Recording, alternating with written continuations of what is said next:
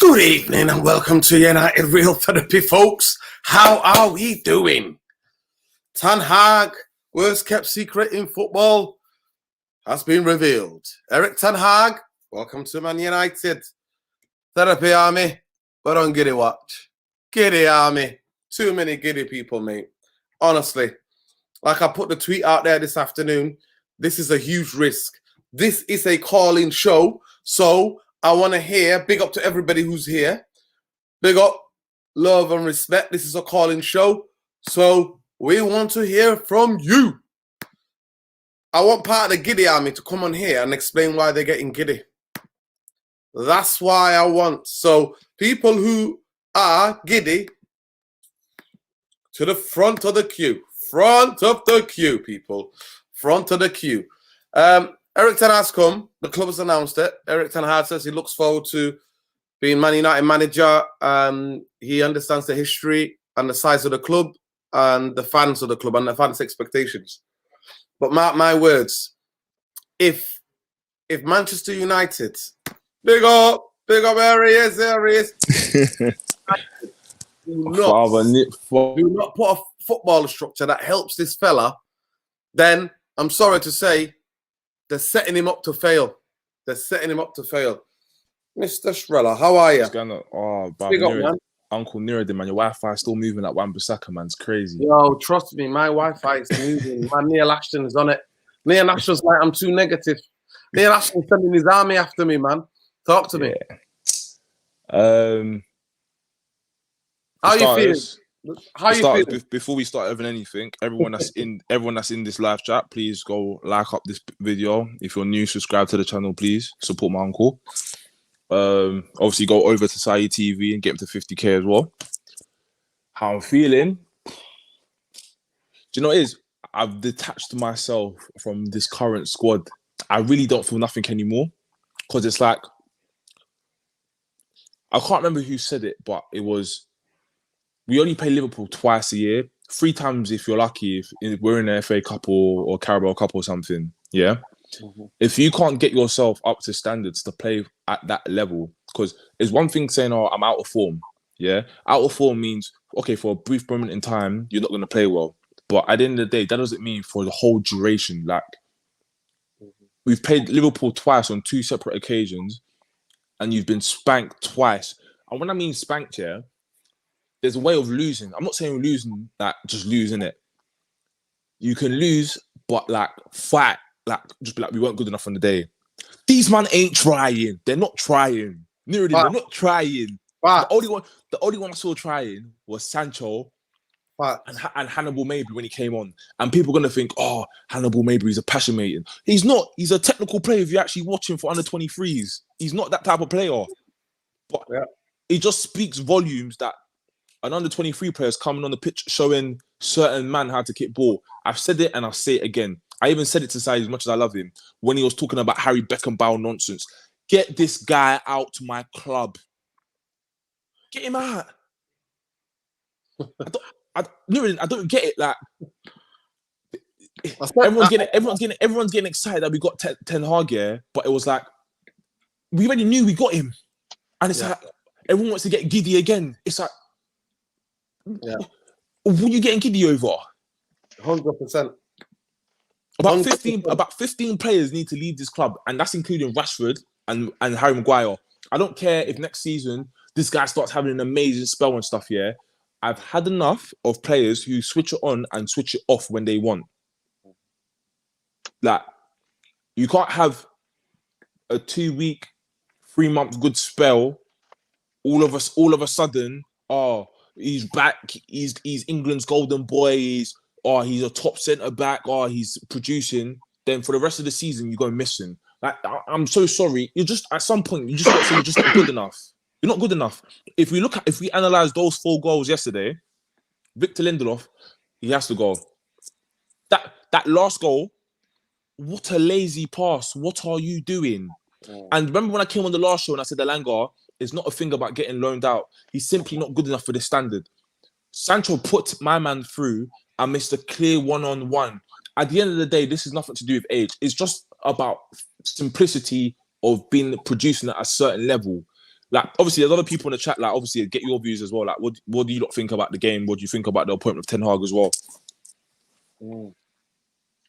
Well, for me, it's too many people are getting too giddy. We already know every manager that's walked in. We've had 5 managers since Fergie. Every manager that's walked into this football club has been lied to, has been promised the world and then lied to and then stabbed in the back. That's how it rolls at Man United. So the first season, everything's possible. We'll get you the world. I mean, I quote the words of Woodward, who's still around the place, even though nobody can come out and tell me that he's definitively gone and he's got a job somewhere else. Nobody can do that. I think he said we can do things nobody other club can do. Oh yeah, the last 10 years we could do things. Or what's happening? Did you not hear this story about Maguire received some threat to his family? Yeah, I was just about to say the super chat. I'm just seeing this. Yeah, you brothers, like all my bros in that, in the chat and stuff, like obviously in the live comments as well. If that's true, I don't even want to swear. That's just shocking because it's like they cover that story, but they don't want to cover Pogba getting abused. Yeah. Pogba's getting robbed. Yeah. And the maddest thing is, he's not even just his house got robbed. Remember against Leipzig, when he made the comments just before the game that he wants to leave. Rashford come out after we got smacked out by Atletico. Oh, my number can't stop belling down. People are calling me, chasing me. No one said a pim. No one said a pim. Let that be Pogba. There'll be helicopters surrounding the whole neighborhood. Same thing for when Pogba said, oh, he's running his contract to end the season. Everyone wants to get onto him. What's Jesse Lingard doing? Because we all know he knows he's not better than Bruno. Exactly. You know you're not going to get starting lineup in that squad. So the only reason why you're still there is for vibes and to take selfies to put on Insta, be like, oh, I got my boys Ronaldo and Sancho. Big man. I don't give a toss about Harry and all of this stuff. It's literally like, I think it's spin, and this is what they've been doing. Like you said, Neil Ashton, spin. They do these things to make us feel sorry for these players. I'm not feeling sorry for no one anymore. Big man, I've just come from a 11-hour shift in the office job, yeah? You man are getting paid 200 racks a week, and you can't even do a simple U-turn. I don't feel sorry for no one anymore. Like, I know there's some things that are bigger than football. Yeah, you know what? The only thing I would say is, Mr. Triller, genuinely, I would say this, and I'm going to bring Mastro in as well, is that for me, criticism of a player all day, every day. On performance all day, every day. Abuse, that's another thing, right? But to do a bomb scare, what some of these, I think it could be a kid. You know what I mean? In my head, I'm thinking it's a kid. You know, the same ones who abuse Rashford. One of these kids is now getting locked up, apparently, for racially abusing Rashford. So I think bringing a bomb scare to his house, I think that's too far. I think that's disgraceful. I think that's disgusting. Because at the end of the day, his family got nothing to do with it. They're not the ones who play football. So for me, that's totally out of order, and I'm not with that. But like I said, I'm always suspicious how the news is broken. I'm always suspicious about how the news and the narrative control, how the narrative. We're supposed to feel sorry for certain players, but then I don't feel sorry for others when we're not supposed to feel. So for me, I've got to go from that because I'm against violence. I'm against people being terrorized 100%. in their own homes. I'm against family feeling like, what the hell is going on? And I know there's psychos out there. And obviously after the defeat and the hurt, and obviously what he was coming out saying, oh, both managers pick me and stuff like that. Of course, that's going to fuel certain people. That doesn't excuse, but I'm just saying to you, there are some psychos out there who will do something because that's how they are. That is how they are. And we're against violence. We're against abuse, and especially threats of the terrorist nature, because it is when you're saying you're putting a bomb in somebody's house. That is quite scary. Okay. Well, I'll come back to you anyway. Listen, big up Mastro. Mastro, you there, bro? Yeah, what's up, guys? How you doing? We're doing all right. Listen, how you feeling about the Tenhag news? And are you giddy? Because I really want to hear from the Giddy army. I want to hear the people who think he's gonna come in. He's coming like Harry Potter. You know what I mean? We're like man like Merlin. You know what I mean? He's coming in like he's coming in my, you know what I mean? Like Merlin in what's it, King Arthur? It's coming in like that. I actually am glad I'm the first one to be giddy about it, because I actually have a reason to be giddy about it. I know we'll have a difference of opinion on this, but one of the first reasons I think we can all agree on first is Van der Beek is going to be freed from jail. he's gonna be, you know, he's gonna be given playing time because he's not just used to Tenhag's system, but Tenhag is the one who kind of brought him into the light, so to speak. Like he's the one that gave him his first senior game, I believe. So, too, right? At Ajax. So there's an extra incentive for Ten Hag to play Van der Beek more often, as if he's his child almost. You know what I mean? So I'm happy for Van der Beek that he's finally going to get his Man United chance. Because let's be honest, guys, the last 2 years or the 2 seasons that he was here with us before he got loaned out, this guy barely got any playing time. Like nobody can say, other than the Red Army and whatnot. Those people, they'll always say, "Oh, he's not good enough." But most people who are logical will say Van der Beek has not been given a chance on this Man United team, whether it was with Ole or it was the brief time he was with Ralph. So I'm happy for Van der Beek for starters. Secondly, I really don't think. I think the situation that Ten Hag is going into is different than the previous 7 managers or the 7 coaches that came in, which is to say that there is an director or at least an advisor that came in before to kind of smooth things over for him. In the case of Ralph Ragnick, without him in place, having him there and in direct communication with what's his name, Ten Hag, is going to allow him to kind of decipher very quickly who he really needs on this team and who he doesn't, right? Versus the trial and error and the BS that comes from the club of saying, "Oh, you got to play this guy," because you have to. At this point, there's no reason why Maguire should be playing. I mean, he's our worst defender. Nah, Eric. He's not. He's different. He's definitely who's better than who he's better than. Oh, he's better than Wan-Bissaka for starters. I'll tell you that for free, mate. No. I'm talking about center backs. No, I'm not talking about center backs. Centre backs. Okay, that's his position. He's not playing side back. He's not playing wing back. If we want to really be honest and just keep it $1.50, yeah, let's take emotions out of this. Yeah, end of the day, I'm in a place to say that I play some professional football to a decent level in it.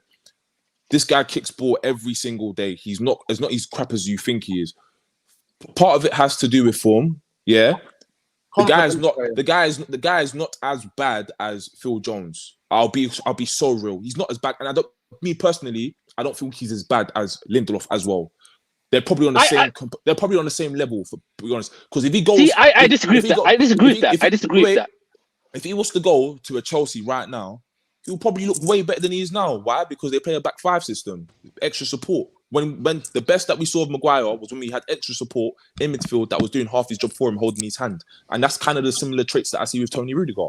When he was in the back 4 with Lampard, everybody was saying, "Get this guy out. He's rubbish. He's done." And then Tuchel comes in, puts in the back 5. He gets extra protection, and then at elite level, when someone already takes some of your duties off you, you can focus on the main thing, which is progression of the ball forward. You look like a better player. I'm not chatting crap. You can go look at the stats. What it also does is that the team shape and the midfield and the wing backs, it helps a lot. When teams who play 3 at the back, right? It helps because everything is closer. And also the way the Chelsea press as well, to be said. The system helps. Listen, Mr. Schweller, are you getting giddy? That's the question. Are you getting giddy? Me, like I told you already, I'm your love child, fam. I told you already. Just come and claim me. I don't get giddy. Me personally, I've said what we need to do is come find some kind of camaraderie, all come together on one focus and try and get behind this manager. Yeah. In terms of the future, I want you guys, everyone in this chat, people, obviously, like I said, keep liking this channel, subscribe, but people need to manage expectations. That's what we need to do, because this guy's not going to come in and overnight. Fair enough. We know we need to get rid of about 15 to probably 16 players. But at the end of the day, like one of the comments said before, I'm seeing the live chat in it. Yeah. I forgot the guy's name, unfortunately. Maybe it's Kills Ramsdale or something. Said something in terms of Harry Maguire, Lindelof, Fred, who's going to want them. We're just going to have to try and find the way to exile these players, because at the end of the day, the recruitment's been bad for the last 10 years. We've got players who are mediocre or not necessarily good at our level, stuck them on massive contracts. And now we have to fall on the sword that even if we do want to get rid of them, I don't see who's going to be offering Harry Maguire 200k a week. I don't even think Newcastle would go down that route. So we've just got to slowly exile the players that we don't want, who we feel like are negative towards the squad, try to build for the future, whilst also trying to possibly inbred a few youth players, but even that, I still think it's very, very early stages. I think you're nowhere near doing that for the next 2-3 years. So, facts. Listen, you make sure you got an early night and get cracking with life. That's how it is. No problem at all, man. You lot like up the channel, like up this channel, but flood the comments as well, man. Yeah, man. It's love and light always, young. Love. You guys have a nice evening, man. See you later. Always love. Listen. Peace out. Yeah, man. Mastro, I'm gonna come back at you and just say, I think we need to drop. Of course, Donny's gone through horrendous. He was treated horrendously. I've never seen a young footballer treated the way he was treated. But I think the player FC thing needs to be put in the bin. At the end of the day, I'm not asked who the Tenhag picks. As long as, to me, the most important things are what I'm going to be watching. And the only reason why I wanted Tenhag more than anybody else, because he's a system coach. He's a system manager. And that the players who fit in his system, whether we like them or we hate them, if they fit in his system and they're playing well, we can't say anything. If they don't fit, those who don't fit in the system, out that door you go. See you later. It's been a pleasure. But me, personally, Matt Judge is being de facto the director of football at Man United for the past 9 years. And whatever he says, that's why we move like slugs in the transfer market, because he used third-party agents. He's an absolute embarrassing and an imbecile. But the Glazers have put him there in an important position. Why? Because that he's there to enforce Glazonomics, where we boost the assets of this football club. That's why we pay incredibly high wages. That's why we pay extraordinary amount of money for players, right? Like the Harry Maguire, that was nowhere near. At the most, he was worth 40 million, right? Half what we paid for. So that's the reason why, because it keeps the stock prices right up, and then more people are attracted to buy shares at this football club. Unless that changes, everybody here, we're all wasting our time getting giddy, because Tenhag is set up to fail. And every manager that's walked in through the store is the 5th manager in 9 years. That's just the 5th manager, not the right? So that's what's happening. But listen, nice one, Astro. Thank you for calling again. Unless I'll give you a minute to get back at me. Go on. I'll just go briefly to what he was saying first about Maguire not being the worst center back. I think that's a difference of opinion, and I'm not slating the guy. Obviously, he's a professional center back. He's good at some level, and actually, I rate him as a professional more than I rate a guy like Scott McTominay, who was pushed through the ranks of the academy. At least with Maguire, he had to pave his way to the Premier League. So to a certain degree, maybe it's just a confidence thing with him, but he's just not. He's set up to fail here. And he's probably not good enough to be as well. He's definitely not good enough. He's not a Man United center back. But I respect him as a professional, right? So obviously, I still think he's the worst center back we have on this team. And to what you were saying about Matt Judge and those guys, I would say this: you're a local Manchester guy. You're probably more into this than some of the guys that are international fans. Like, for example, I'm from Canada, so I learn from you, if anything. So I take your word on that, those type of things. But just to keep it brief here, I'm just glad we got him. I'm happy for Van der Beek. And hey, man, I'll be giddy about this, but who knows? It might be bad, but hey, you gotta be giddy about something. Yeah, listen, you can only get giddy when I tell you to be giddy. Trust me, I promise. I won't be quiet about it. When I tell you guys, because I do my research, so when I tell you guys it's time to get giddy, now it's time to get giddy. And I mean proper giddy. Until then, do not get giddy, because we've been burnt. Most United fans know we are all traumatized by the 9 years. We're going into the 10th year. So be careful. That's all I was saying to you. For me, at this moment in time, he's setting the structure as he stands. Man United football structure. Matt Judge is one of the most powerful people. Unless he's removed or sidelined, Tenhag is going to be failing. But anyway, love and respect. Calling again. One more thing, Nurdin. I need you to trademark Comedyfc. Here we go. See you guys. Listen, hopefully, I'm gonna get some t-shirts and caps, right? So you'll get Comedyfc. Trust me. We'll get some merchandise. Awesome. Appreciate it, guys. Yeah, man. But don't get giddy, lad. Don't be too giddy. Little bit giddy, but not too giddy. All right. I'll try to. Nice one. See you guys. Yo, big up Tom, man. Tom, how are you, bro? You good? Yeah, that wasn't written. Yeah, man. Listen, I'm gonna go to Lee. Lee, quickly talk to me, brother. How you doing? What's up, Northern? Where you calling from, bro? New York, bro. Hey, Yeah, there big we up, go. big up. Big up to the Big up. international fans, innit? Big up to the Canadian fans. Big up to everybody, man. But big up. Yeah. We always have a little conversation on Twitter now and then. Yes, brother. It's love. Boy, I like listening to you. Other than, we and Terry was talking today. Everyone has their opinion. But when the Pogba thing comes along, Johnny, it kind of sideline the. I don't want to really call it good news, as you said before. Don't get giddy, but you know, as you said, like the Matt Judge and the Woodward and all of these people, they have to be sidelined now because these people are, we're calling it bankers FC, and if they're focused on money, it's been 9 years, since they're not making anything. So they have to make a change. They have to sideline these, let one of them be the fall guy. I don't care who it is. Woodward is floating around still. He's been on the back line. They were talking about some fan forum or some crap like that. Fan-led review, yeah. Right. It hasn't happened. You know what I mean? We're just going about the rabbit hole of we're even worse in the Wenger out era in Arsenal right now. This, well, as what you always say, structure. This structure now, and that's what they were kind of complaining with Tenhag about: power, leadership, or control in the football club.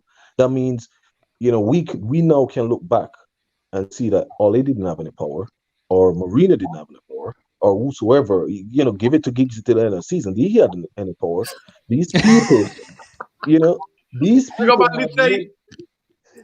people had no power. These people don't make the decision. No matter what you call it, Ole is not a good coach or whatnot, but he's a footballer, so you can see some stuff. If he were sidelined or barred from doing something that he thinks that can progress the club in whatever way he can, then he would, try to do that, But if he's sidelined for so long, but again, he's crap. It's a crap manager.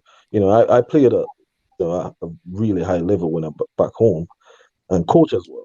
FIFA coach, John Barnes coach me, whoop to do, for the FIFA stuff. But I can look at a game like that game that I nearly broke my phone. I nearly all four goals. Like, fiance is looking at me. Well, what happened? She don't know nothing about football. She's like, oh my god, I'm so happy. Like the last time we won Anfield was at One Matter over it, right? One field. One field. I broke my rib celebrating that goal. I broke my rib celebrating that goal. It was like 2015. It was that long ago. Yeah. You know what I mean? I just sometimes you just have to just accept it. Accept that something is bad and it's going bad and it's bit bad and we need a change and something needs to change. I tell Saeed, I talk to you guys on Twitter a lot. I'm like, overall everything, even the tea lady, take them out. Even the stewards, Matt Judge, all of these people, get a new, footballing people in the position that they can make a decision for the better of the football club. I manage teams, coach teams, all of that stuff, and I know that the issue lies not only with the play, because that filters down to the team as well. If you don't have a strong personality to stop what's going on, like buying a player or giving new contracts, or people are having more money than others, it wouldn't change a difference. Rashford, come on, he's done. You know what I mean? We can have this debate all we want, but all of them need to go. Sancho, De Gea, and Varane is injured a lot, but yeah, keep them, and then we build around it. We tried if the bad players are playing good under our new manager, we keep them. We tried that with Oli. We tried that with Mourinho. We tried that with Van Gaal. Yeah. Enough. We haven't done one. Listen, I'm telling you now, honestly, don't ever break up your phone, bro, because your phones are expensive now, yeah? And don't get too mad. Listen. I broke it. Listen. It's broke already. It cracked on the... Listen, honestly, you're the type to get angry this season. Honestly, that should have been, you should have been angry at Everton. Should have been angry at Villa at home. Villa at home, those games. 4 years now. 4 years now. I'm angry. That's what, you know what? Trust me, brother, it's not good for your blood pressure. It's not good for your blood pressure. It's not good for the blood pressure. Well, you can talk, Jordan. You can talk. What are you talking about? It's not good for you. Listen at it, Efan. To be fair, lately, I've not been. I'm like Strella, Mr. Strella, big him up, man. He emotionally detached. I just laugh now. It's like a Greek tragedy. I laugh. I don't get upset, really. I don't get like when people make points. I get heated because of the points. But Lee, listen, brother. Don't do that to your fiance, to your missus. Don't do that to her. Don't do that to her. Right? Don't be having a hard time on her, bro. Life in America is hard already. This is my birthday gift. Wow. Never buy it before. Yeah. Never. It's like $200 or something like that. Yeah. Never bought it before. I'll wear it only once. This is where it's supposed to be, in the closet. Exactly. You know, in the closet. That's where it's supposed to be. Unless they give you some performance that you're satisfied with. That's the way, Lee. That's the way. Nardim, I was on the hard stuff, you know. Yeah. I mashed my entire week. You don't understand. Like we work in the States. I don't know if it's different, but we work from like we don't work 8 hours. We work more than 8 hours. You take it like a 2 hour and a half to go to work, right? So my week, so for me to watch a game in the week, I have to work more than 4 hours in the following day to get that time. Nardi, the weekend, I have to get about 7. It does 7 to watch the game. That's when I'm tired. I have to sleep. I cannot even get angry some of the times, the way I used to get angry, because I'm so tired. You know what I mean? We put all this time. I was on the hard stuff, you know. I was on the hard stuff, you know, because this is. You mash your entire week up. The next week again, Monday again. That's what Man United do to you. That's what you're worrying for, you know, Newcastle. You're worrying about West Ham. You're worrying about Crystal Palace. You're worrying about, of course. You know, Brighton. Bro, listen. We are Worry FC as fans, bro. Worry FC. Whoever game we play. But listen, Lee, thank you for calling in, brother. We'll interact on social media. Love and like, respect. Look after your health, mental health, your physical health, and stay off the hard stuff. And you know what? Don't give your missus a heart attack, bro. I'll see you tomorrow. I'll talk to you tomorrow morning. Yeah. And the neighbors as well. You know, America. You know that them people, especially if you live next door to some people, they call the police, bro. And it's just about money. Brother, that's another story. That's another story. Trust me. You have no idea, man. You, man. You know what I mean? You have no idea, man. Love, brother. Love. Yeah, love, peace. Love. Listen, Irfan and Tom, talk to me first. I'm gonna go to Tom. So big up, hold top to the people that are waiting. Big up to everybody. I can see you, young Don. Actually, let me just get this brother in quickly, right? Let me get this brother in quickly because I got one brother in there from Caribbean, and now we got the other brother from the Caribbean in Jamaica as we speak. I can see the sunlight in the background. I can see the sunshine in the background. Don't tell me you're cracking things or you're on the hard stuff. Tell me that you disengaged and you took it, you know what I mean? Because that's what Comedyfc about. You're not giddy, Papa, yeah? You're not giddy. Nah, I'm good. You hearing me? Yeah, I can hear you. Yeah, we can hear you. Yeah, I'm not on the hard stuff, man. I'm good, man. You're not on the giddy stuff, are you? You're not on the giddy stuff. No. Talk to me. What's your first reactions, brother? Now that it's all official and stuff. Yeah, I'm excited about Tenhag. Like, I'm just excited about like the whole team changing around, like the structure, getting new faces. You know, getting. None of it's happened yet. None of it's happened yet, brother. None of it's happened yet. Okay, all right, but for now, it's looking positive, like in terms of for the future. So okay. Like the only thing is that like the play, like we know that the Glazers, the board, they're like, I mean, like the worst thing can happen to the club. So that's one of the problems, and also we have like people now, like the fan base now, they have to be patient. Like, you know, if we are going to back the manager, like we have to like look at things from his level. Like there's gonna still have fans that they are attached to a certain player. Yeah. And basically they're the player FC, and that normally like affects the fan base and also causes like toxicity. So that's one thing we have to control, because our example now, there's a lot of people that they are saying that Maguire will look good in a back three and etc. But the thing is, Nuruddin, there's so much you can do to hide certain players' deficiency. Yeah. Right? Because there's a lot of players that play in a back three, like Christensen, players like Connor Cody, players from Wolves, Sheffield United. But you wouldn't sign those players even though they are already in that system. You would take them up to invest in them and say, okay, I want this player, you know? So Real Madrid wouldn't sign a player from Wolves in a back three to give him the benefit of doubt to say, okay, he can do this, he will do this if he's surrounded by better players.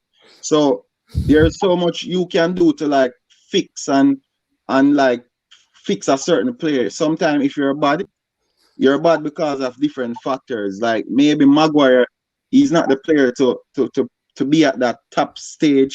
You know, the pressure, all of that happens. So I mean, you know, so people will still be like, Maguire, you know, he have a chance under this manager. McTominay has a chance under this manager.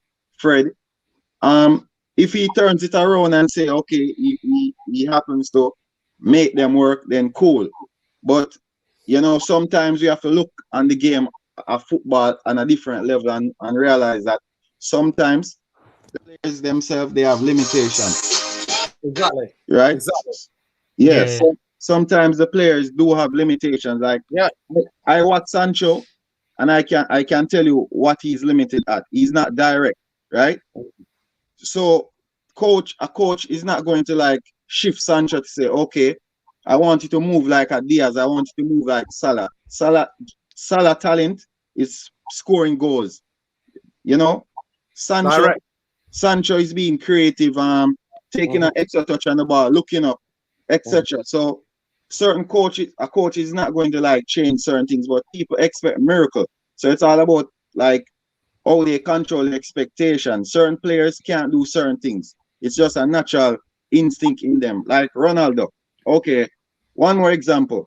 You see Anthony Martial, right? He was at Manchester United for like 5 seasons, 6.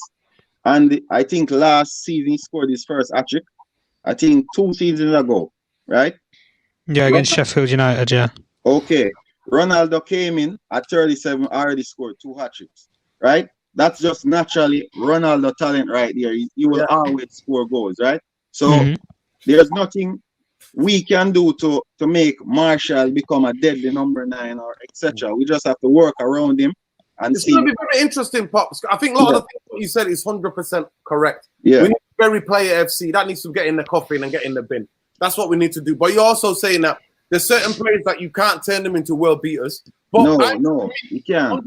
100%. Those players need to be gone then. That's the thing what I need to do. Right. Like I said, the structure's not there yet. We are hoping structure's there to help him, but the structure's not there yet. From everything that I can see and the way the club is spinning things today, where they're making it out like, oh, he has to fight to get his coaches in. It's ridiculous. Yeah. Neil Ashton is absolutely having a field day. But Nuruddin, one thing to also, I'm a balanced person. Like, there's a certain set of the fan base that they will slander Bruno, but they love Pogba, right? Yeah.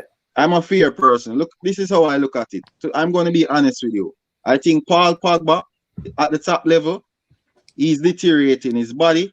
It's breaking down. I think that's what happening with Paul Pogba, and he knows. His doctors, whatever, he knows that Paul Pogba knows that he's not going to keep up to the Premier League. So Bruno is a liability in our team. I'm willing to change from having this false 9 Bruno second striker thing to having 3 solid midfielders. 100%. What I want. I want back 3 solid number 8s that can be rotated around the field, etc. But you know, some people, they will slander Bruno and they will tell you that Paul Pogba needs this, Paul Pogba needs that. Well, you know what? That's it. Pop, you said it. Player FC needs to go in the bin. But brother, thank you for calling, man. Yeah, man. So Bless Yeah, up, big man. up. Bless up. all right, Big bro. up. All right. All the people in the Caribbean, love and respect, brother.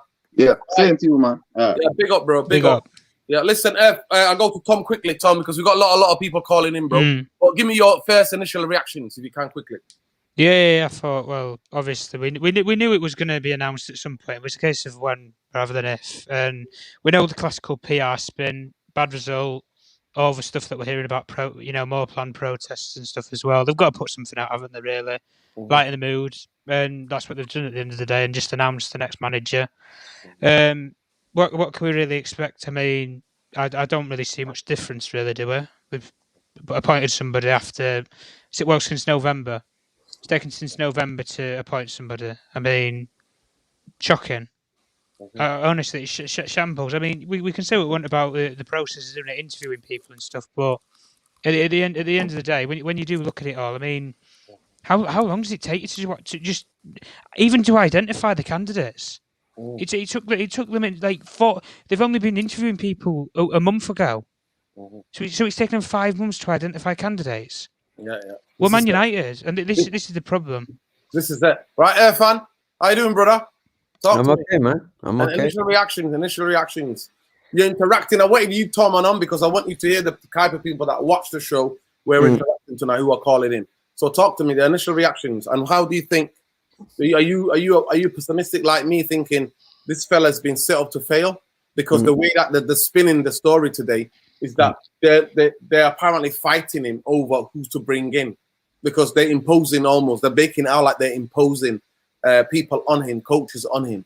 It's just absolutely ridiculous. And they're making out like, oh no, we're changing. He can bring his own people. Just incredibly. What I'm seeing, that amount of spin that's going on, is incredible. But go ahead, Irfan. Well, I mean, like, just on the spin itself, the spin is trying to cover the arse of Brand FC United because of the humiliation of yesterday or the day before, whenever. That's all that was. They were already lined it up because obviously we got slapped, the biggest slap ever, again. 9-0 aggregate Liverpool, never happened in the history of our rivalry. And so they're thinking, okay, what can we do to ease the crumbling walls, like to ease the catastrophe? Oh, hang on, we'll make the fans feel better because we've got Tenhag lined up as manager. And like I said, it's just management of brand. That's all it is. It's PR management of brand. It's nothing else. So I'm not surprised by that. And I, like you said, even when I was asking you all week, I said, listen, have we got this guy or what? Is he definitely coming? And you said to me, well, I'm not sure yet. But then you've been saying all week that, okay, we can get the greatest manager in the world, but what's the point with that system of buying and that board and that structure that you can have prime pep and it won't make any difference. That's what you're saying to me. So I've reflected on what you've been saying, but I look at it two ways. There's positives and the negative. The positive is we're getting one of the best managers in the world at this moment in time, as like, dare I say, pound for pound boxer, pound for pound manager. We're getting one of the best in the world, yeah. Wise, efficiency wise, and the guy's a serial winner. Listen to Van der Sar, listen to all of them, all the Dutch players, they all say. But like I said, so I'm happy about that. All the fans are happy. And as you said, they've all been getting giddy about that. And I get it because we need giddiness. We need something at the moment because we had 9 years of depression, deep depression. And the depression of getting beat by Liverpool means the depression is very strong right now. But like I said, I'm very careful with it all because, like you said, if he can't manage the way he wants to manage, if he's going to hit his head against the wall when he realizes how messed up the structure behind the scenes is and how the poison starts from the owners and infiltrates to every single person, where I even blame the owners for destroying the morale of the footballers, like the Pogbas and everyone. I blame them. I don't blame anybody else. Everybody knows. Everybody knows in any job, whatever you do, wherever you work in a team, if the team is not happy from the top, how the people at the bottom are going to feel good? It's not going to happen. And this is basics of life, basics of work. So it doesn't surprise me one bit. So much as I'm happy that we got the guy we needed 5, 6, 7 years ago, my problem is he going to be able to deal with these psychopaths that run our club? These guys they're just raping the club for the money that is, and I don't use the word rape lightly, but these guys are financial plunderers. They plunder, they're looters. That's what they're doing with the club. They, like the British Empire did with the rest of the world. The word loot is an Indian word. It means loot. It means to plunder. And what these guys done, they've looted the club. They have looted the club since they got older. They couldn't wait to get their hands on it, to rip it, to rinse it for every day. And like I said, I repeat again, Van Gaal said, do you want to go to a football club or do you want to go to a commercial club? And that's the difference. We're a commercial club. We're not a football club. So much as I've got a little bit of happiness about Van Gaal coming, Nuruddin, like you said, I've got this massive cloud of grey behind my head thinking, how is he going to fix the poison that owns and runs our club? How is he going to get past that? There we go. Big up, Irfan. Listen, thank you, Irfan, Tom. Stay where you are. Listen, King, talk to me. Yes, sir. King KP, talk to me, brother. How are you, man? Love. Where you calling from, bro? Remind the audience. The city of brotherly love from Philadelphia. Oh, Philadelphia, man. Philly. Yes, sir. We've got a lot of friends in Philly, man. Big love to Philly. It's a beautiful city. Me, myself, I'm a history buff. That's what gravitated me to Manchester United to begin with. The history of this great club. I'm a history buff. My favorite color is red. That's where it all began 20 some odd years ago. It's destiny, bro. It's meant to be. It's meant to be, brother. And a great music city, man. A great music city, man. Beautiful music city. Beautiful music city. Yeah, I mean, one of my favorite artists are from there, innit? My favorite artists. All you need to know is Philadelphia International Records. That's all you need to know. Okay? That's all you need to know. A spectacular world of soul and black music comes from the city of brotherly love. Everyone knows that, man. Philly and Detroit are the first two cities that come to mind when you talk about sounds. You know, like the thing we have in common with you guys, because we live in Manchester, we're like a second, third city in our country. Like you have to deal with New York and LA, you know, before you get looking. Yeah, and it's London and Manchester, right? Same thing, man. Exactly. But that's why cities like Philadelphia and Detroit, they stink way more because they don't have to deal with this. They don't think they're in the center of the universe. They know where they are. I'm used to being a little brother. Yep. Yeah. Listen, Bigby, how giddy are you? How giddy are you? Giddy, maybe just an English expression. Maybe it's the word America. Does it exist? Giddy? Yeah. I'm not giddy. I don't get too giddy. Look. This club changed when I was a teenager in 04, 05. You know what I mean? The green and gold changed the club. You got to know not to be too giddy. Yeah, it's one of those situations. It's actually really funny. Just like you said, to loot the club. You are absolutely right. The one thing that I would have touched on differently is what all that looting has done to the club is now coming home to roost. That's the reason why I'm not giddy. We've been seeing the decay from the loot, right? That's the problem. It's you loot, and now we're hollow on the inside. We replace Ronaldo with Valencia. Things like that shows you where the progress, where they actually want to see where the progress actually lies. It lies financially. The FC doesn't stand for football club. I tell my wife all the time, it stands for finances and e-commerce. Yeah, finances and commerce. Real talk, man. Real talk. Yeah. For the people in the back that can't hear, bro, rewind. I say that to my wife all the time. It's Manchester United, finances, and commerce. It's not football club. And it hurts my heart. My heart. It's a quote of the that is the quote of the day. Man United FC, the real meaning. That is the quote of the day. That's the quote of the year, bro. That's the quote of the year. It hurts. Like I said, me personally, I'm just a football fan. I just love football. That's what I'm giddy about. I'm giddy about the art of the beautiful game. Yeah. I went to a Union game just so I could see some live football. It's not the same standard, but my wife knows I'm a football man. She took me for my birthday to go see just a live match because you get tired of watching football on the telly. They ball watch, they don't watch the entire pitch. Can't stand it. I go to the game. My wife is she's a fan of me, so she's getting into the football. But she's seeing at the end of the game. She said, "Wow, the quality is nowhere near the levels on television, but these work harder." Wow. My wife isn't a huge football fan, but she can see that MLS quality is nowhere near. I'd call it League One-ish. Yeah. That's what I'd call it. Just looking at just me being a football person, being to a live MLS game. It's about League One, mid-table League One. And I'm not a real big FIFA person, but that dude who was in FIFA with the Alex Hunter who played for the LA Galaxy came off the bench. Zaris, I think is his name. Yeah, that's right. Yeah. I was a couple rows behind him. He came off the bench for a little 15-minute cameo, and he worked harder than Rashford did.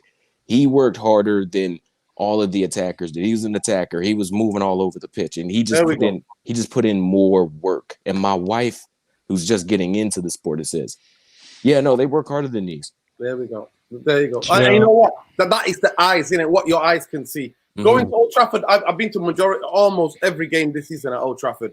I was just, honestly, that's why it damaged me, really. It breaks your heart because you're like, wow, these bands are checked out. But then, bro, there's no accountability in the club from the owners to the board. Everything filters down. But seriously, what do you think about the news that's breaking tonight? Quickly before I let you go, because there's so many other people lining up.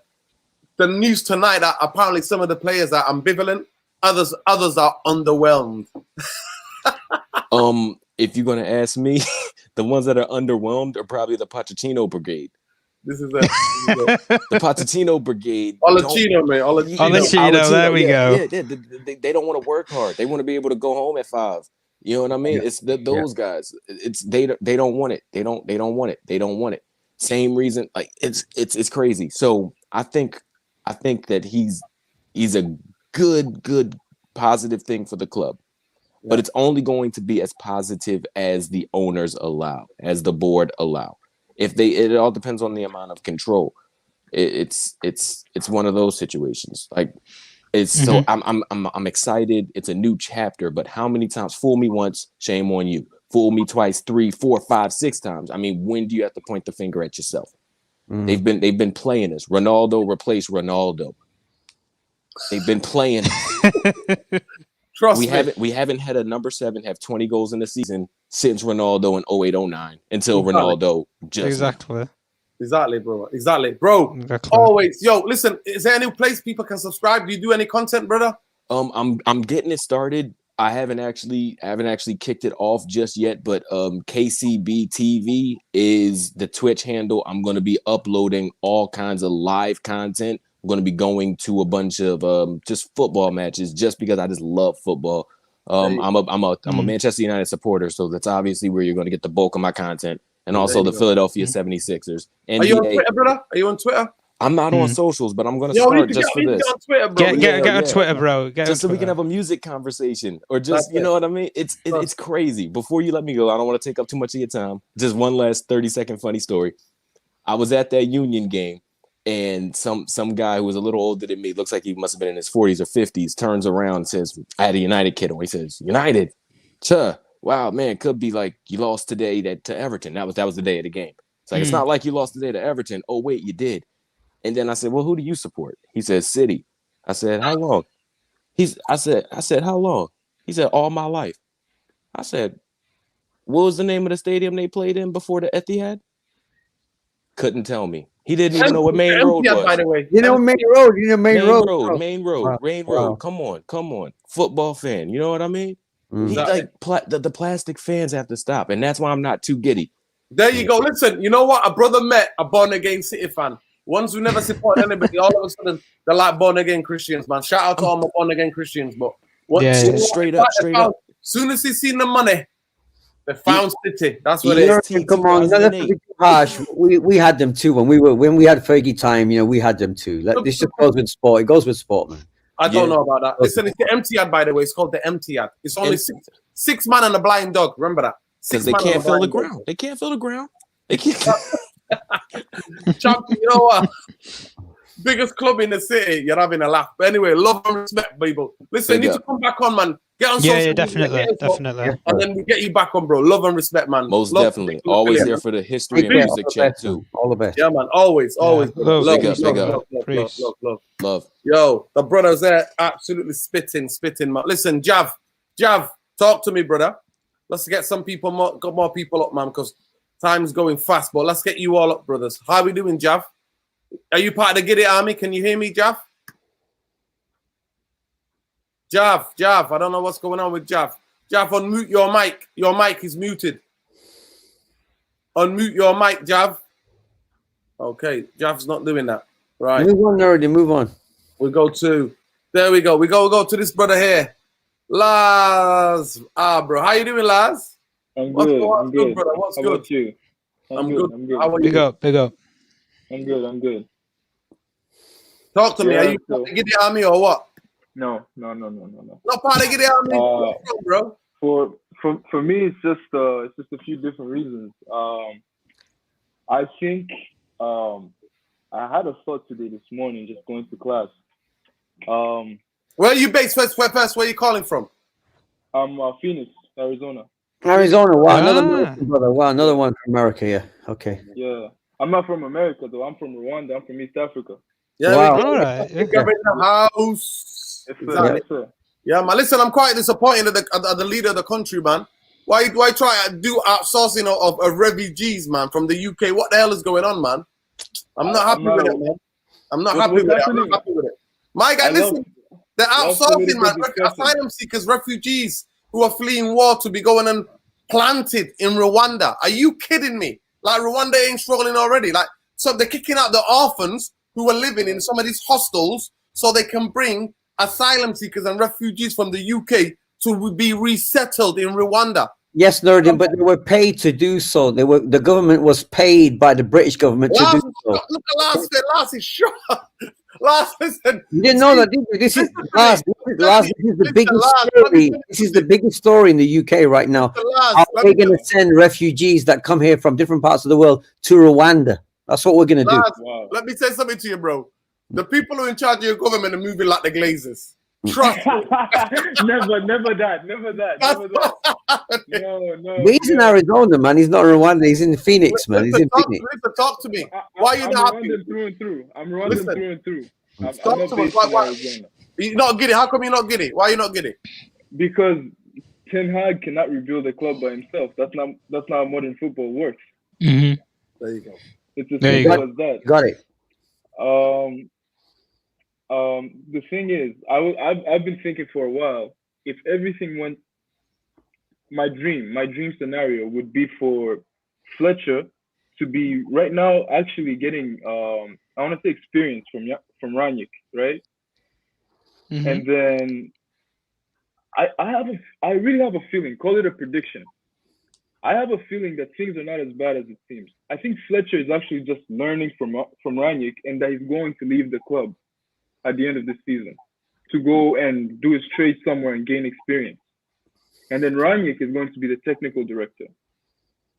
And then if we can bring in Paul Mitchell as the director of football, we already have a director of football. Paul Mitchell will not be the director of football. That job is occupied by John Mehta at the moment. But head of recruitment, there's hopefully... that's where Paul Mitchell should be. Recruitment. Yeah, head of recruitment. Recruitment or chief scouting. That's what What is Mehta's CV? I don't trust anyone that was under that. Listen, to be fair, you know what, Mehta is a Manchester boy. He's from Manchester. He grew up in alongside decent footballer, runner.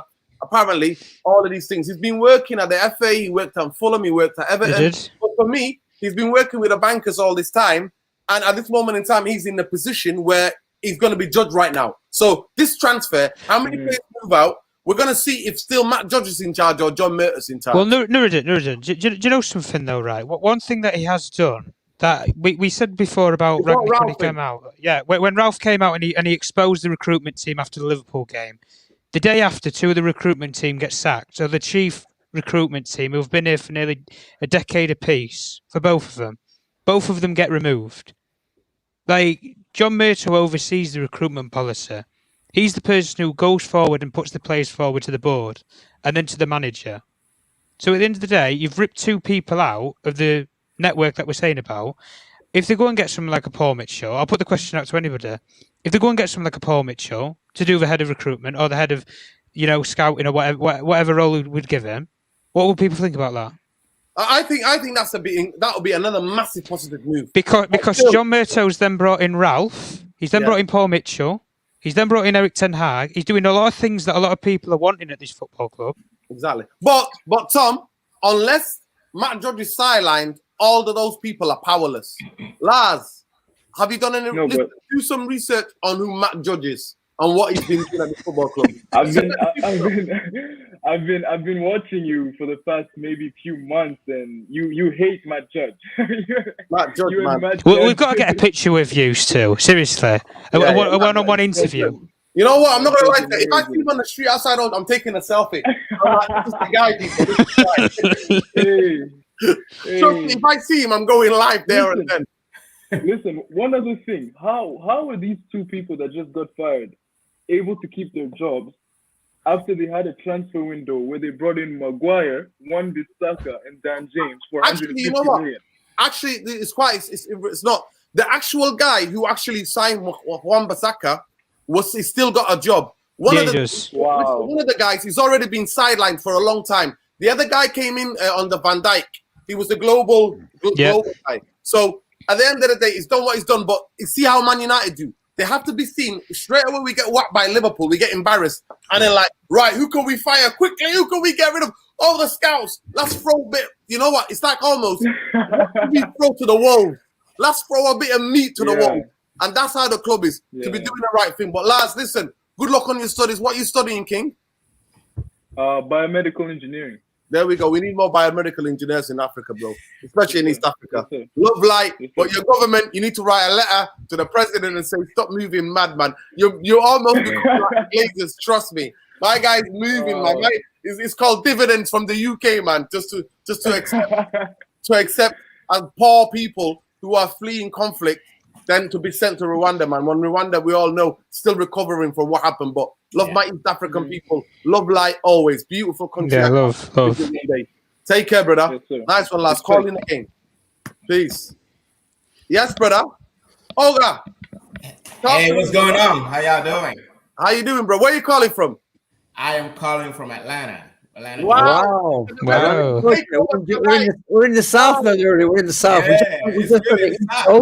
Yeah, but you know what? We did Arizona, the other side. Africans, though. It's all Africans. Oh, yeah. We're all Afro. Yeah. I'm from Nigeria. Brother, I already know that. I know by the name, brother. I know by the name. Yeah. Kwame, I know the name, brother. Trust me. You're either only from Ghana or Nigeria. Trust me. Yeah, West African, definitely. Yeah. Talk to me. Yeah. Bro, look, I'm not. Are you giddy? Are you giddy? You know, giddy. Are you getting giddy or what? I'm not giddy. I'm not getting excited. I'm not getting ahead of myself. And that's not because I choose to be a pessimist or I choose to be, some kind of Debbie Downer. No, it's because I'm experienced. I'm an experienced United fan, right? I've been here before, bro. I've been here before. And I've finally accepted the realities that are there at my club. This club we need when we used to say we need surgery, it's more than surgery. We need a bone marrow transplant, right? and when you're doing a bone marrow transplant, like it's really deep. Like you have to replace, the old blood cells and get some, fetal cells and all these things. And that's really what we need to do. And I hope if there's anybody that can do that job, I would put it in the hands of Tenhag. When Ali got fired, I wanted either him or Zidane. And Zidane was never going to come here, so I'm glad we have Tenhag. What I would say about this is, look, this is something that is, first of all, it's 3 years late. Let's start with that. Okay? Massive. When we hired Ali, what did they tell us? He's here to see out the season. Nothing is permanent. Our search for a permanent manager continues. Nothing will be announced until the season is over. 25% of the project is done, and we make him permanent, right? And then this is where we end up at. So the project is at least 3 years late, right? And because of that, we really have to be patient with Tenhag. And I know it's a cliche, but it is real this time, especially if the club was willing to give Oli that much time. Not only that, they were willing to give him that much money. Out of all the managers we've had since Sir Alex left, he's the one who has spent the most money. We invested a lot in him. We put so much stock in Oli, there was no ready replacement for him when we fired him. Right. Yeah. So we need to back Tenhag in the same manner. And I need people who really back Oli until the end. I need them to back Tenhag in the same fashion. There we go, bro. So, and also, as far as the personnel in the team, listen, like I said, it's bone marrow transplant. A lot of things need to exit the club. Massively. We need farm work. What we need to, when you're doing construction, when you're tearing down a house, if I'm tearing down this house, I'm not going to leave a $25,000 French door outside. No, you tear everything down, which is why Ronaldo might need to leave because he has better things to do than to build a project. Pogba might need to leave because you don't bring a Rolls Royce to do farm work or construction work. You need heavy equipment, like actual equipment that can do the work. So I don't want to see Declan Rice. I don't. Let's say There we go. I don't want to see Harry Kane. No. Let's get real players who can actually do the work. Players who are on their first or second contract. Boom. Boom. There we go. You know what? Big up, brother. Olga Kwame. Listen, ring in again, brother. Love and light to you always. No, Kwame nailed it, man. Kwame talked a lot of sense. Kwame, listen, you're in America, so be careful, innit? Listen, we know what happened to the brother, the brother that's originally from Congo. Sorry, no, it's not. Yeah, from the Congo, yeah, Congolese brother who got shot by the police. They got executed at the back of his head, man. So peace, love, light. Be careful, brother. Crazy people with guns out there, especially in Georgia. So be careful. Love and light, bro. Take care. All right, big up to you guys, man. Take care. Big up. Love. Listen, we've got a man quickly, and then we're gonna get my brother on. Brother, hold tight 1 second. Love and light always. Good to always see you. There you go. Ayman Ali. Let's Habibi. Ramadan Kareem. Ramadan Kareem, man. How are you guys? Yeah, we're good. Talk to me. Are you getting giddy? No. Giddy. Listen, where are you based? Where are you based? San Diego, California, man. Oh my God! Wow, West Coast, man. West Coast. We left the South for an hour. We're having a geography lesson tonight, lads. I know. Yeah. Well, America's a big place. Hey, listen. Man United Football Club is the only English club to be listed on the New York Stock Exchange. Just let that sink in. We are a PLC, a public limited company. That's what we are. We're not a football club. We're not here to win trophies, Champions League, FA Cup. No. We're here to make money for Americans who are based in Tampa Bay, Florida. As a brother said, finances and commerce. Exactly. That's what we are. And listen, people are getting giddy over Tenhag. Tenhag's not going to change nothing. They have these guys have no power. The only people that have power at this football club: Matt Judge, Richard Arnold, Joe Glazer. Only 3 people at this club that make the decisions. Nobody else makes decisions. And people think that we're going to change. We're never going to change. We're going to be here in 2-3 years' time. Tenhag out. For what? It's never going to change. And then we have people on Twitter, right, coming after other content creators and saying, oh, no, you guys are the problem. Focus on the real issue, man. Joel Glazer is the issue. And until he leaves this football club, until we get new owners, right, people who actually care about putting money into this football club instead of taking dividends and taking cash out, right, taking £1 billion out over the last 9 years out of this football club will never change. I have a fear, right, that we're probably going to end up like Nottingham Forest. I swear to God. I think in 10 years' time, we can be relegated from the Premier League. I'm not kidding. It's not even a joke. You know what? Actually, though, to get rid of them, I take a relegation. Wait, Nerdy, don't you think you should quantify what Eman said, explain what the Nottingham Forest thing is? Let me just explain. Nottingham Forest under under Mr. Brian Clough. Twice, and this is a small city. Exactly. Twice they won it, Exactly. And now they're like a minnow. Actually, no, they're coming up this year. They're coming up strong in the Champions, but they've been out for maybe 30 years. They've been nowhere for 30 years. Nowhere. Yeah. So that's the background. You know what? Man like Ayman Ali knows his football. Love and light, brother. Respect to you. Spitting facts, calling the game, definitely. Thank you, bro. Yeah, man. Yeah, brother. The king. Yes, brother. Love and light, brother. How you doing, bro? Mandem, well gone. Blessings and love still, you know. Yeah, man, bro. Let the people know where you're calling from, brother. Cali, man. Coming from Cali still. Wow, another one West Coast, man. I burn you to my roots still, but Cali me dep on still. Yeah, okay. Talk to me, brother. Talk to me. Yeah, man, everything good. I won't take up too much time because I know she's full up, but you know, I tell me every time it don't make sense getting too gassed up. If you're paying attention and you're looking at this thing with your eyes open, you know these men play pure smoke and mirror games all the time. And if you're looking at it, everything that comes out, there's no cause about a reaction. Every time something happens, they try and PR spin it every time. Indeed. They're making a couple steps, right? That's positive. So don't get me wrong. I would love to be. I'm an optimistic person. I try to see a positive thing even when there's nothing there. But I'm also a realist person, so I'm not getting caught up with that deal. Most importantly, right? The thing with Tenhag and all them, man, everyone said it already. If these men don't have power, nothing makes no difference. Ain't nothing gonna change. We're gonna still be in the exact same spot come next year. In 12 to 18 months, they're gonna be calling for his head, and we're gonna regress Tenhag backwards if they don't really step aside and let footballing people make footballing decisions for the first time in a long time. And I'll say this here about Matt Judge because I see some people getting a little bit giddy about some of the moves he's made. Definitely some steps in the right direction, but get him in 12 months before you start blowing smoke up his ass. Actually see if them positive progressive movements stay and are consistent and they're what they're telling you they are, because normally they show you the left hand and then they slap the shit out of you if they're right. And you ain't seen nothing coming to you, you've been slapped already. And it's too late by then. I'll give you one more last thing. The biggest problem with these guys is you fail to plan, you plan to fail. And that's what it is with United all the time, bro. All the time, bro. Your brother spitting lyrics tonight, honestly. Brother spitting gems. Listen, brother, let them know where people can find you, brother. Yeah, that's my take. Yeah, I ain't really been on it just because when I started it up, it was during the pandemic, and we took Bond to Crystal Palace like first, second game. It eased me right down. But I'm coming back. I'm on everybody's stream. I always jump when everybody's being showed love. Jump in the comments. I'm jumping on streams. I'm Brother, you're always welcome here, brother. Always love everybody still. Love. Always welcome, bro. Enjoy the sunshine. On point, man. He spoke a lot of truth. He spoke a lot of truth, bro. He spoke a lot of truth, man. Yeah, man. Love. All the time, man. I'm always here, man. I always jump on. Respect. Love, brother. Love. Respect. Love and respect, man. Listen, Naya's in the house. So, Nay, what I go on? Have you opened your fast yet? What time is it in New York, man? No, can you hear me? Yeah. Yeah, we can hear you. 6:39. 6:30. 5 hours. They're 5 hours behind. 5 hours. 5 hours behind. That's correct. Still fasting. Yeah. Talk to me, brother. Oh, Wagwan, Efron. Salam, bro. Salam, everybody, bro. What's going on, bro? Yeah. So, what we talking about? No, we're asking you a question.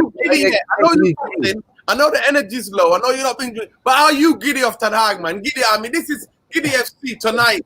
Everybody's here. Let the people know where you're calling from, bro. Bronx, in New York. Yeah, I'm in I'm in New York right now, bro. There we go. Wow. So talk to me. Are you giddy yet or what? Are you having? Listen, in Mancunia we say, are you having it or what? Are we having it? Are we having it? Yeah, you taking a make, mate. I ain't never having it, bro. To actually rule and write and turn where you want to go. Yeah, I mean, so I'm not getting giddy, right? Because we got giddy when LVG came. We got giddy when Marino took over and Marino got shot, and they still owe him 20 M's after he got kicked out. Right? We got giddy. We gave Oli the job, and same thing happened. Now we get giddy. Tenhag, Ralph. I mean, like it's I don't know how to say, like it's just a cycle, man. It keeps going in circles and circles on never ending. Dividends FC. Never ending PR. That's what it is now. Never ending, bro. Of course.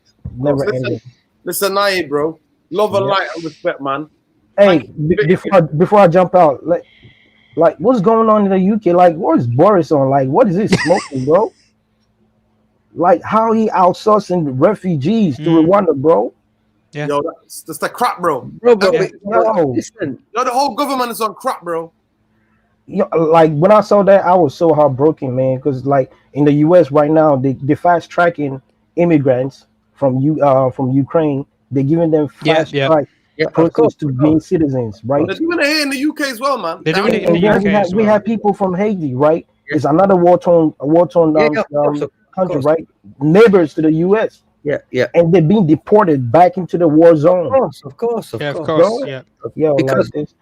Because the US gains nothing and has destroyed Haiti. It gets nothing from Haiti, but because the US is basically runs NATO, they're playing the bigger game with Russia and China. So that's why Ukraine gets all the love and nobody gives a damn about Haiti, which has been suffering since baby Doc Duvalier last how many 20, 30, 40 years it's been suffering the country. From starvation, malnutrition, the country is a mess. Next and week, the US has got not to do it. Irfan, save it for the podcast. Save it for the podcast. Yeah, save it for the podcast. New channels coming and we're doing it on the podcast, bro. But Naye, I just went on what you call Twitter, and I was trying to jump in your DMs, but like I couldn't slide in. So like, you know. Yeah, I'll follow back. I'll follow back, bro. Yeah, sure. So it's the original, just for you, man. Wicked. Yeah, all right. Peace out. Blessings to everybody, man. Peace, brother. Enjoy your iftar, brother. Yeah. I'm some Ribena. Stay away from the Ribena, man. Hey, Salah, and then money. They had shawarma, Harry Maguire, and samosa Jones for iftar. Shawarma and samosa, Jones and Harry Maguire. Peace out.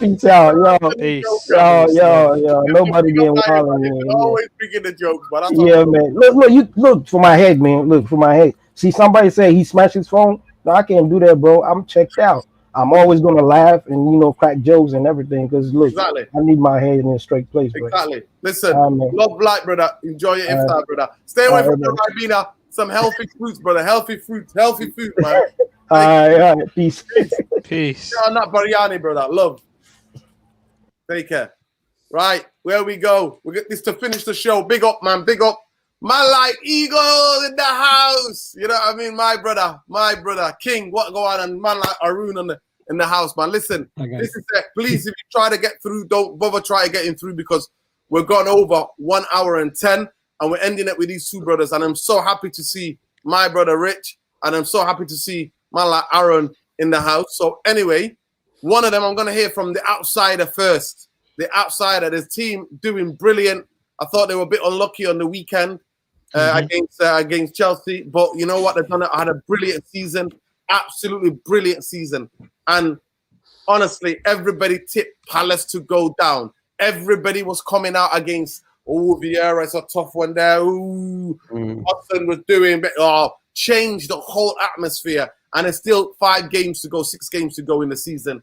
And Palace can still go places, can maybe have one of the highest finishes they've had in a long time. But big up, man. I'm bigging up my brother.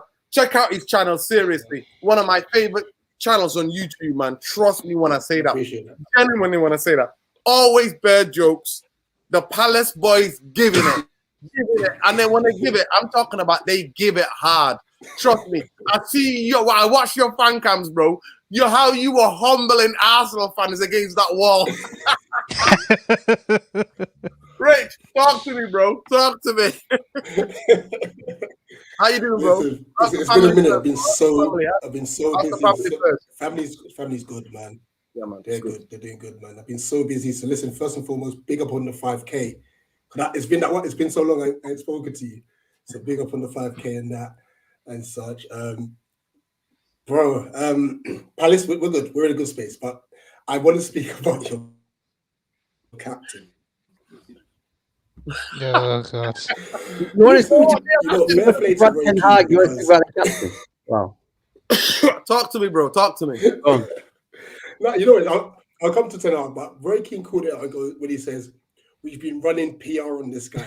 When he did that interview, he said, I've been playing like I've been one of the best players in the team and stuff like that. I was like, you idiot.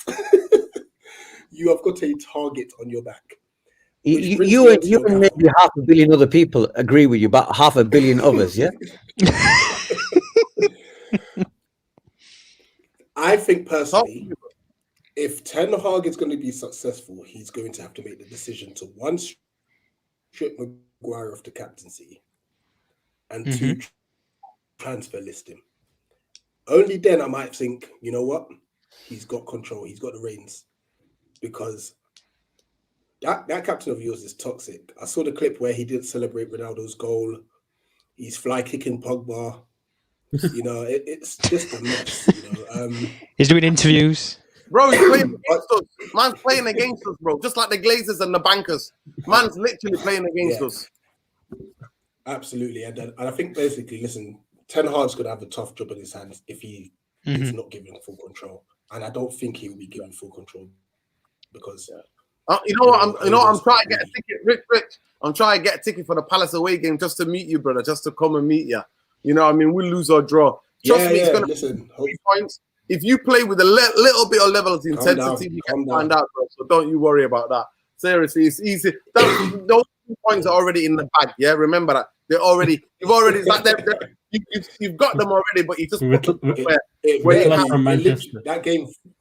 that game falls on my birthday as well, so it better be free. Listen, I'm coming on, bro. If I can't get a ticket, I'll be here. I'll even jump on the watch along as well. But you know, if somebody's doing it or not, but I'll definitely match reaction. Yeah. Totally. Listen, Rich, we'll definitely talk 100%. Yeah, man. Love light as well. Listen, got Nigeria the better team, the better squad balance, but Ghana went and done the job. How you feeling, Ghana Black start going to the World Cup group? Talk to me. Luis Suarez, we're coming for you. We're coming for you, Suarez. Listen, absolutely buzzing about making the World Cup, man. And there's a lot more players. Like our diaspora is starting to change a little bit. We're starting to get a few players in. So some of the youngsters, I think definitely. I think they need to give the young hungry players a chance. I think some of the young, you know, the 21s or the 23s need to get given a chance. The Ghanaian youngsters. Definitely. I genuinely think. And you know what? Don't watch these people. A lot of Ghanaians playing outside who were born in different other countries are now going to be claiming their Ghanaian heritage to go and play for Ghana in the World Cup. Watch this space. Trust me. I know how things move.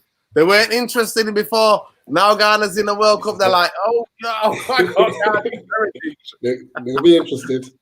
Yeah, trust me. Listen, to be fair, that's down to Chris Hughton as well. So yeah. Chris Hughton's been a big part in that. He's now going to speak to a lot of players. So anyway, peace, everyone. Listen, Richie, love life, always. Listen, just genuinely, people. If you love football, right, you need to go and check out Eagle Eye Football. Trust me, you're gonna love it. That channel is gonna crack you up. It's an absolute ripping. People ripping each other right, left, and center. A lot of Arsenal brothers on there. Honestly, it's jokes. It's Comedy Central. It's one of my favorites, man. We've got it to come, Nuruddin. We've got it to come. I just watch it. But love, brother. Richie, always respect, brother. King, always love. Respect, love. Take care, brother. Take care. Arun. Yes, brother. Talk to me. Part of the Giddy Army. Yeah. I think Arun. Trust me. Like, can I just say this now? I'm gonna introduce Arun. Arun, legend. But he's definitely part of he's the king. He's the guy he's the CEO of the Giddy Army. Trust me. I can see it's the hope that kills, man. It's the hope that kills. I am really hopeful because after speaking on this channel, after hearing on this channel for the past 1 year, 2 years, we might finally get rid of Matt Judge the way things are going. Like they have changed the head of scouts. So I'm really look at Nuruddin. He's like a Cheshire cat. Look at him. Yeah, I'm really hopeful. And the day that happens, we all are giddy. Yeah, the day that happens, and I think it's soon come. Yeah, Arun. Honestly, you know what? What do you think about the people who are saying basically tonight I'm ambivalent? Some of the players apparently leaking saying some of them are ambivalent. The others are saying that they are they're basically not going to they're a bit underwhelmed. How do you feel about those Muppets, bro? No problem. They won't play. Those guys who are feeling a bit underwhelmed, they won't go to the World Cup for the countries if they're going, and Erik Tenhag won't give them any game time, any responsibility to wear that shirt. And but Arun, you hope that happens. Yeah, I mean, if I'm by the thing is, the guy loves football, and he don't have any motivation to earn money or become famous. He just loves his football, and if he's madly, deeply, truly in love with football, then I need to trust his decision. I really need to trust and back him no matter what he does. Okay. Because after the longest of times, we're getting a football man running a football team. First I agree with you. I agree with you, Arun. Arun, you're right. I agree with you there. Yeah. But let's see if the footballing man will run the club or not. It's yet to be seen. Well, they're doing a decent job at the moment. Let's be honest. I mean, they're putting a lot of smiles on people's faces. You're bringing an experienced football man in, Ralph. You're pulling people out of these so-called jobs when they've been here. I think the battery died on him.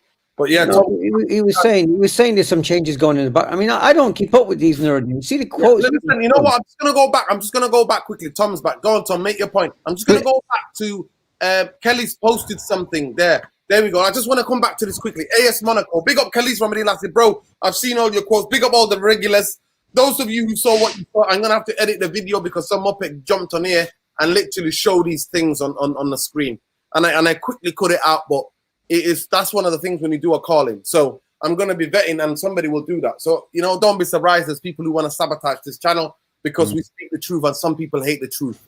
So big up to all of you. And that's what I was laughing at before. But big up Khalees, Chief United Real Therapy reporter. AS Monaco sporting director Paul Mitchell has reportedly activated his network for the return to the Premier League. I just want to get ahead of this and say this. There was massive rumours that whoever the owners of Chelsea were, the people who could be taking over Chelsea were already marking him to be the director of football. People are putting 2 and 2 together. Todd Bowley wants him, Nuruddin. Yeah, exactly. So I'm putting everybody's putting 1, 2, 3, 2 together and coming up with 100 and going, Paul Mitchell is coming to United. No, that's not. Chelsea Football Club. are interested. So why would he become head of recruitment, which is a lesser role, than being a director of football, what he's good at, what he's done most of his career at Chelsea, a club like Chelsea, with new opportunities. At the end of the day, he's a United fan. He's from Old Dilly Edge. But Man United want to move. They have to move and go and get this man done. But at the moment, all of it is internet hype, it's Twitter hype, more than it is anything else. But I just wanted to get that through. But go ahead, Tom, make your point. Because at 25, we've got 5 minutes left of the show, and I want to get back to Irfan and you, Arun, to ask one more question. But big up to everybody, man. No, what I was saying before was about, like, we were talking about with removing people from scouting network and stuff. Like, even regardless of what people say, I think the people who we have got in charge at the moment, regardless of people's personal opinions, I don't think they can do a worse job, really. They're taking steps in the right direction. I mean, you appoint a proper footballing man in Ralph. You got the manager that everybody seems to want. Sorry. It's true, though. I got Giddy. They got Giddy. Oh, man. Go on. Yeah, no. But no, like I said, they've appointed the man that everybody's seemingly wanted at the time, with Tenhag, and then they're doing all these things to remove people who's been here for decades, and it's got to be a step in the right direction. I mean, new era, new changes, or all that rubbish. I think Richard Arnold, to be fair to him, I think he's doing the smart thing for himself, where he's distancing himself from the footballing operations, which is what probably most chief executives should do, unless you've got a footballing background. At the end of the day, and all we can do is, like we say, go forward. If we appoint people like Mitchell and stuff in these positions, it shows we're serious. It shows serious intent, because you've brought in then two major footballing people in the space of 5-6 months. One of them being Ralf Rangnick, who's well respected in Germany for German football in the Red Bull Sporting Group, and then you bring in Paul Mitchell, who's an established sporting director and a recruitment man who's worked at as pretty much every role under the sun behind the scenes, and built his way up to being arguably one of the most respectable sporting people in the world, up there with people like Ralf Rangnick. He's obviously still got a role at AS Monaco, but listen, bung some money at the French president and he'll bite it straight away. That's what they do for Germany. That's a big if, though. It's a big if, isn't it? You know what? Listen. Let me just get this. Big up the Zimmer Gunner. Big up, brother. Hi, Tom, Irfan, and hi, Tom, Irfan, and Tom. Will Tenhag be saying we need more legs in here, like Ollie, when he comes in? Well, they can't put Ralph Hoggenstein on him anymore, Nuruddin. Listen, he definitely needs more legs in there. Everybody needs more legs in there, man. Big up. Listen, you can always call in, bro. I'm actually happy to hear from people who don't support United about what's going on at United, because sometimes we can get too tunnel visioned, and other fans. Indeed. Yeah, you need outsiders' views. You do. I agree with that. Yeah. Listen. So big up. Listen, I'm gonna go with this question to you guys. Obviously, I don't want to be too negative, but what about if this fails? What about, we already know? So the process goes like this. Yeah? The process goes: manager comes in, everybody gets cast. The Glazers jump on the bandwagon of that. They give the manager usually a bit of money to spend in the first season. Second season is where they start hitting reverse gears. You know, they start putting the brakes down, start hitting those reverse gears. What happens if Tenhag is finishing 8th next season? How do you think the fan base is going to react? I'll go to Arun first. Yeah. It doesn't matter how the fan base react if we finish 8th next season. We will know from our test, from going to Old Trafford, that if we are playing good football or not. Okay, I'm not saying that we need. I will be happy with 8th, not at all. Top 4 should be the aim for next 2 years. We should have an aim to be the 3rd best team in the league for the next 2-3 years first. And if Tenhag fails in the next 2-3 years, to be honest, at least we have a foundation. At least we can go for someone like Nagelsmann or Luis Enrique, someone who plays similar style of football. Because right now we don't have any foundation. Right now, Erik Ten Hag is our foundation. Even though if he fails, no problem, man. At least we are in the right direction of coaches for the future. Listen. Big up Khalees from Manila. Khalees, you setting up a podcast, bro? Are you recording a podcast? Big up, man. Good luck on that venture if you're doing a podcast. Hopefully, I'm happy to come on and contribute to whatever endeavor you're doing, brother. I'm happy to support. Yeah, big up, brother. Big up, Khalees. But I'll go to you, Irfan. We finish 8th next season, Irfan. Scenario. Bankers hit the reverse. Matt Judge still there. making the big decisions. We don't move out as many players. Players and then are not playing for Tenhag. All this scenario. He finishes 8th next season. What's happening with the fan base? Where are we in that scenario, Irfan? 8th. Wow. I mean, 8th is worse than now, isn't it? Listen, no, that's what he did. Hypothetical, yeah. It's your hypothetical, yeah. That's what Klopp did. Klopp finished 8th first season, and he came in after a team that was going for the league title. Remember? You got Europa League final though, didn't you? Yeah. We lost. Yeah. I mean, it's a tough question, but you know, it's a realistic question because we still don't know. I mean, I can't see it, but obviously, if that happens, you know, look, we're a beaten up fan base. We're a fan base who's been, you know, who've been sort of tortured, you know, whatever for many years. You know, to go from the highs of basically winning every other year for God knows how long to this, and this is why the pain is deep. This is why it hurts so much, you know. So I'm not surprised by that, but you know, the game's become more fickle. It's a fickle game now. There's no long period. There's no 3-4 years. It's like 1 or 2 years, and that's it. We want success food, and that's the average football. That's the average football fan these days because they see these other clubs suddenly get billionaire owners who put everything into the club and suddenly become win. So the outlook on what and achievement expectation is completely it's completely unrealistic. But that's the modern football fan. So look, all I'm looking for is I want to see athletes competing, as in like when I watch Norwich play against us, I want to see athletes running for 90 minutes full stop. You know, like you said, I don't feel any hope expectation in terms of the backroom staff changing. We're still, like I said, a finance and football club. We're not a football club. We're a finance and commerce club. So that's not going to change. But I want to see what I want to see whether Tenhag can challenge the status quo of this commercialization and very, very poor footballing decisions, which is ultimately destroyed the club. I want to see if he's got the balls to take it on and whether he's going to do that, because he's going to have to be a political master behind the scenes, like, you know, like you have advisors for presidents. He has to be he has to have a master team around him to maneuver against these charlatans and these people that have raped the club. I can't see it doing, but if the fans are fickle enough to fall after Tenhag after 1 year, then so be it. You know, they're just fickle fans. Real fans will try to look for progress in the structure and Tenhag structure, and they're going to try and to look if Tenhag has been able to make the decisions he needs to make for the football club. They'll be looking for that. And I don't care if the football is improving and we look like athletes, you know, pressing for 90 minutes in the modern game, and we still have finished shakes. I'll be happy with that. I have no problem with that. That's my first demand. That can play the modern way, that are going to give everything for 90. That's all I want to see. Like what Hannibal did for 8 minutes. It came on. I want to see that kind of passion from him play back at the club again. Absolutely. I don't care if he finished 8th. But as regarding the fan, I don't know what the fans are going to think, because we are divided fans. We're all different. We all have different expectations. All of us have, you know. So but personally, I'm willing to wait 3 years, Irfan, to give him time and see what he want to do. I'm willing to give him 3 years. I don't know about all of the fan base. I'm giving 3 years. Yeah. Listen, Sherbet is saying, Sherbet 0161 is saying that he needs 3 years. There we go. We need 3 years. Tom, you're the last point of the show. Last person on the show, man. Close the show, bro. Talk to me. Answer the question. We finished 8th. What's happening?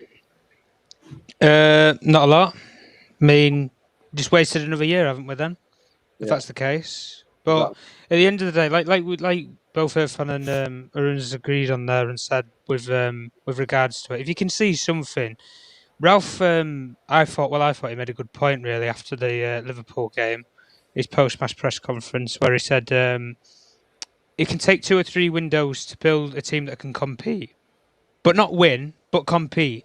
And actually play a style and brand of football that people are going to enjoy watching. Like you say, Klopp went into Liverpool, for example. It's the best example you can use.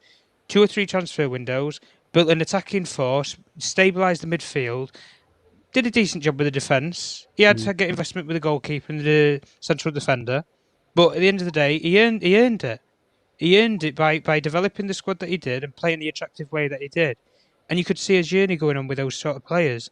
Same thing with Tenhag coming in. Like we say with we hypothetical, Nuruddin, I understand. Yeah, we're in the position where we probably should be finishing 8th. We don't deserve anything higher, really. I don't even think we should be playing Europa League next year. Conference, none of it. I don't think we deserve it. There's far, you know, teams like West Ham, Leicester, the Wolves, even these teams deserve to play with young, hungry players in their team that want to have those European nights, and you know what it means to play in the big European competitions. Man United, we don't have players who want to go around and run, let alone playing European competitions. So at the end of the day, in terms of all these things, where going forward with Tenhag and everything, give him the time that he needs. Give him the people to work with. I say it all the time. You know, it doesn't have to be the people that he wants. Get him proper footballing people around him to work with, the likes of your Paul Mitchells. Ralph Ragnick's had a hand in him getting the job as well. So obviously there'll want to be some work between the two of them there on the sort of players that they should be recruiting. And at the end of the day, give him a couple of transfer windows. Give him the time that he needs, because he's not a miracle worker. He didn't walk into Ajax and go straight win the league title. Didn't happen. Ajax were not the best team in Germany in Netherlands when he went in there. PSV and Feyenoord were the two teams fighting for the title. So at the end of the day, give him the time that he needs, develop the people, and if you don't like his decision, you could walk through the door and say, right, who's a fan favourite player, for example? I don't want to see Cristiano Ronaldo here. Don't be offended by it. Exactly. He's thinking long term, and we don't have managers who normally do that. Exactly. And at the end of the day, I think really it's the final option that we can go down, and it is the final straw. There we go, Tom. Listen, big up to every one of you. Listen, Susie 82 saying here, I can't get over the Liverpool defeats and those fraud play. Listen, they are frauds. To me, if some of them stay, I will never forgive them for it. I will never forgive Ole Gunnar Solskjaer. I will never give that coaching squad and the players what they did for Tuesday. We will never. To me, I don't forget these things. I will never forgive them. No, never. You know what you said about the players though being underworld. I'm still trying to get that one around my head. That was a bit of a shock to me to hear that. You know, you said that's been leaked. That's been leaked. Yeah. So apparently they're underwhelmed, and a lot of them are ambivalent. But listen, no, that is true. Yeah. Listen. Love, light to everybody. Go on, Arun. Last point. One point for me. There's FA Youth Cup finals on 11th of May. Those who are around Manchester, please attend £1 ticket at Old Trafford. Please support the youth. Please go and see some real men playing football. Yeah. So listen, for the people at the back, round it again for them, bro. On the 11th of May, Man United Youth Cup against Nottingham Forest, if I'm not mistaken. Yeah. At Old Trafford, the last time we went finals was when Pogba and Lingard were playing, and we won. Well, there you go. So £1 per ticket, people. We need to ram that stadium out and absolutely get everybody in there. Get behind the young lads. Get behind them. Of course. Listen, I'm going to be shouting that off the rooftops and hopefully see if a lot of my friends can take their kids as well. But listen, win, lose or draw. Win, lose or draw. Glazers out, bankers out, fraudsters out, always. And for whoever came in and did what they did on the channel, you're an absolute disgrace. But I'm not surprised. I'm not shocked, because when something good is going on, you want to be spiteful and hateful. But it is what it is, rent-free in your head. Love, light. Take care, people. Take care about your mental health. Man United will do it to you. Big up and solidarity to a brother like Lee, smashing phones right, left, and center up there in New York, man. It's been a proper American takeover tonight. But love, light, take care, people. It's been a pleasure. And definitely we'll do another call-in show. But the main thing is, don't get giddy. Don't get too giddy. Do not get too giddy. And we'll be doing a giddy watch and also flip-flop watch. That's why I always keep coming here. I always keep. I need to humble down. This is it. It'll be good. Listen, Arun, I want to go to that game with you, bro. So let's get the tickets and let's get some food afterwards as well. Peace, love, light. Take care. Take care, people. Oh, maybe Tom can come down for that one as well. Tom, we'd love to meet you. Yeah. I see what I'm doing those days. Yeah. If you really listen, we'll sort out a place to stay, bro. No problem. Well, I've kicked Neil Ashton out anyway, so you've got a spare place to stay. Take care, Therapy Army. Not giddy yet. Not giddy yet. That's the message from Therapy Army. We're happy. We're thinking there's some things that are happening, but not giddy yet. But Glazers out, bankers out always. And big up to every one of you. Super Nick, Khalees, Logan, Falcon, Muhammad Ali, all of them, Blade, Mash, everybody, Nayi, Khalees, every one of them. Big up. I think Khalees was saying that he was talking about our podcast there, fine. He wasn't talking about the podcast that he's doing. But love and light and respect. But definitely I'll check out that brother on this brother here. We'll definitely check out his stuff as well on Twitter. Peace, love, light. Take care, people. Peace.